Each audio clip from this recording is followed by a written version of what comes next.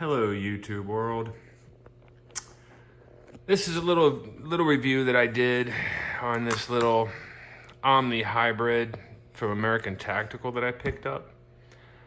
It's the first AR15 pistol I've ever owned. I've never, I don't want to get into the argument about it, but I've never really been a fan of these. I just never really have. I have some nice rifles in there, and I have a M4 that I'm particularly fond of, and I tend to compare everything that I shoot to how well that M4 that I have actually does. And I'm not going to do that with this because I don't think it's fair, but I'm going to give a little bit of review with this. When I went to buy it, the price point was just so tempting, I couldn't pass it up. And I had recently started thinking that these might make a decent home defense firearm. You know, I hope I never need this kind of firepower for home defense, but I can tell you, after taking it out and shooting it, it's fully capable of handling that role very well. And for the price point, it's hard to beat. So let's run through a few things here with it. One, it's got the polymer lower. Two, it comes with a polymer upper. I'll get into why I changed that later. Three, it's got a fairly nice key mod handguard on here. Kept the heat off my hand. The finish isn't terrible. I probably will at some point in the future replace this with a different style, but not because this doesn't do what it's supposed to do, but just because I like different styles a little bit better. The key mods are accurate. It's holding on here quite fine with the little flashlight that I put on there. I did put a little 6-hour Romeo red dot on here that I had laying around.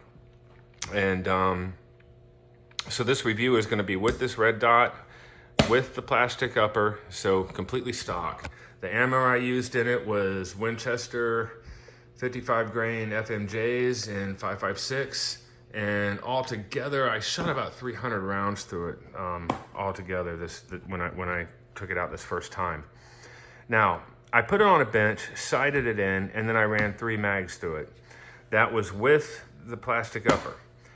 It kept all of those at that 25-yard range. It kept them all within about 1.5 to 2 inch inside of a pattern, which, to be honest with you, was better than I thought it would do. At the price point, I didn't expect that, and I definitely didn't expect it at that price point with a 7.5 inch barrel.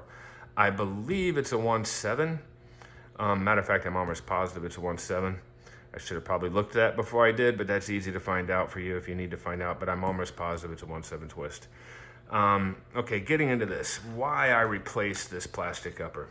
Now with 55 grain, I think this thing would be fine. I don't think you'd have any real issues with it at 55 with 55 grain rounds. I think it would do fine. Yes, I destroyed the dust cover trying to get the barrel nut off. We'll get into that in a minute. But this was nothing to do with the malfunctioning of the firearm. It was on me.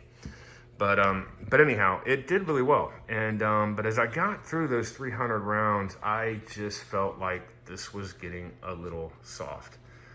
It was heating up quite a bit, and I just felt like it was getting soft. And the home defense rounds I have are, I believe they're Hornady's 223s, and I believe they're 73 grain, I want to say, I believe is what they are.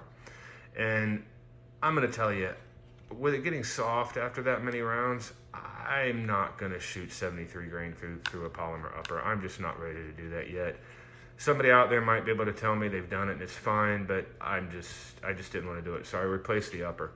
But let's go through this. I want to show you how they've made this thing. I couldn't really find a lot on this, so I felt like, let me tell a few people. They have fused metal in here, which starts right about there where my thumbnail is. They have fused metal to give it some strength where they felt like they needed it.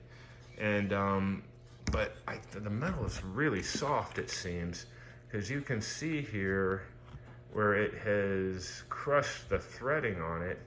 And I don't know if that was from the manufacturer or if I did that when I was taking it off. But either way, it did crush into that. So I replaced this.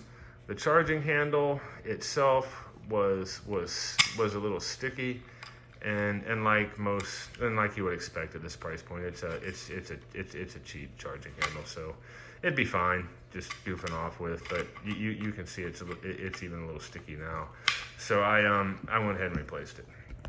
So here's what I did. I didn't feel the need to go buy an expensive upper, fancy upper for it, because it's not an expensive, fancy firearm. I just bought an Anderson metal upper for it. I put a little Spikes Tactical charging handle because I've been wanting to do something with red on it for a long time, and I felt like, why not? I replaced the forward assist. You didn't need to. The forward assist was quite fine. I tested it a couple of times while I was out there.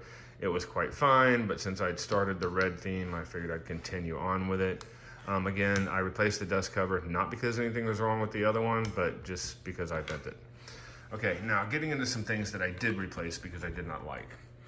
The takedown pins were actually plastic, with the detents actually plastic as well. So I replaced those with metal. The mag release, even though it worked fine, was also plastic, and I did not like that, so I replaced it with metal as well. The grip, I replaced all of mine with this little Magpul MOE on here. It's the same grip I put on everything. I'm used to this grip. I like it. It fits my hand well. I like that it's rubber coated. I just like it. But I put 10 round mags in it, 20, 30, and I put a 40 in it as well.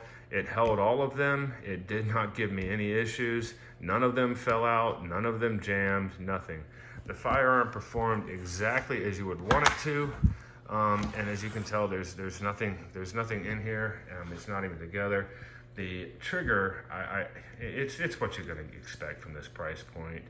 It's not terrible, but it's not the greatest either. But I'll tell you, shooting, it did just fine. I didn't have any issues with it.